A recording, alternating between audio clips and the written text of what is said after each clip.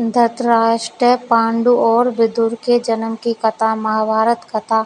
हस्तिनापुर। नरेश, शांतनु और रानी सत्यवती के चित्रांगद और विचित्रवीर्य नामक 2 पुत्र हुए।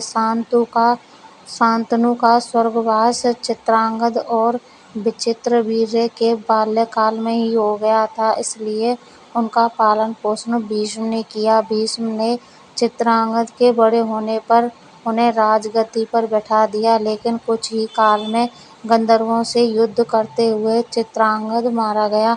इस पर भीष्म ने उनके अनुज विचित्रवीर्य को राज। उन्हीं दिनों काशीराज की 3 कन्याओं अम्बा, अंबिका और अम्बालिका का स्वयंवर होने वाला था। उनके स्वयंवर में जाकर अकेले ही भीष्म ने वहां आए समस्त राजाओं को परास्त कर दिया और तीनों कन्याओं का हरण करके। बड़ी कन्या अम्बा ने भीष्म को बताया कि वह अपना तन-मन राजा साल्व को अर्पित कर चुकी है। उसकी बात सुनकर भीष्म ने उसे राजा साल्व के पास भिजवा दिया और अंबिका और अम्बलिका का विवाह चित्रवीर्य के साथ करवा दिया। राजा साल्व ने अम्बा को ग्रहण नहीं किया, अतः वह हस्तिनापुर लौट कर आ गई और भीष्म से बोली, हे आर्य, आप मुझे हर कर लाए हैं, अतएव आप मुझसे विवाह करें। किंतु भीष्म ने अपनी प्रतिज्ञा के कारण उसके अनुरोध को स्वीकार नहीं किया। अम्बा रुष्ट होकर परशुराम के पास गई और उनसे अपनी व्यथा सुनाकर सहायता मांगी। परशुराम ने अम्बा से कहा, हे देवी, आप चिंता न करें, मैं आपका विवाह भीष्म के साथ करवाऊंगा। बुलावा भेजा, किंतु भीष्म उनके पास नहीं गए। इस पर क्रोधित होकर परशुराम भीष्म के पास पहुंचे और दोनों वीरों में भयानक युद्ध छिड़ गया। दोनों ही अभूतपूर्व योद्धा थे, इसलिए हार जीत का फैसला नहीं हो सका। आखिर देवताओं ने हस्तक्षेप करके इस युद्ध को बंद करवा दिया। अम्बा निराश होकर वन में तपस्या करने चली गई। विचित्रवीर्य अपनी दोनों रानियों के साथ भोगविलास में रत हो गए, किंतु दोनों ही रानियों से उनकी कोई संतान नहीं हुई और वे क्षय रोग से पीड़ित होकर मृत्यु को प्राप्त हो गए। अब कुल नाश होने के भय से माता सत्यवती ने एक दिन भीष्म से कहा, पुत्र, इस वंश को नष्ट होने से बचाने के लिए मेरी आज्ञा है कि तुम इन दोनों रानियों से पुत्र उत्पन्न करो। माता की बात सुनकर भीष्म ने कहा, माता, मैं अपनी प्रतिज्ञा किसी भी स्थिति में भंग नहीं कर सकता।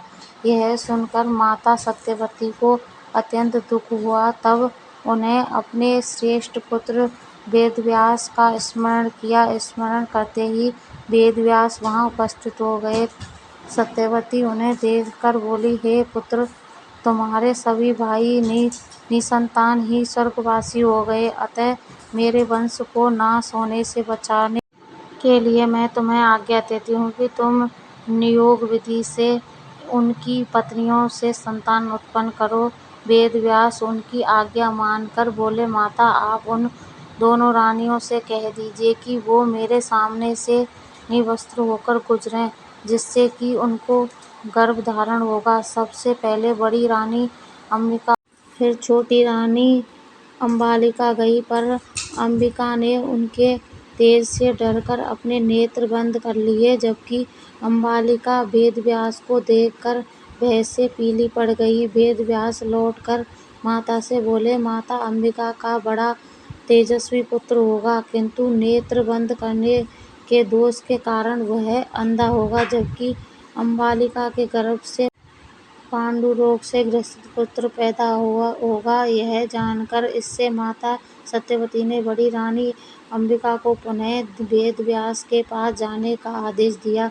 इस बार बड़ी रानी ने स्वयं न जाकर अपनी दासी को वेदव्यास के पास भेज दिया। दासी बिना किसी संकोच के वेदव्यास के सामने से गुजरी। इस बार वेदव्यास ने माता सत्यवती के पास आकर कहा, माते, इस दासी के गर्भ से वेदांत में पारंगत अत्यंत नीतिवान पुत्र उत्पन्न होगा। इतना कहकर वेदव्यास तपस्या करने चले गए। समय आने पर अंबिका के गर्भ से जन्मा धृतराष्ट्र, अम्बालिका के गर्भ से पांडु रोग से ग्रसित पांडु तथा दासी के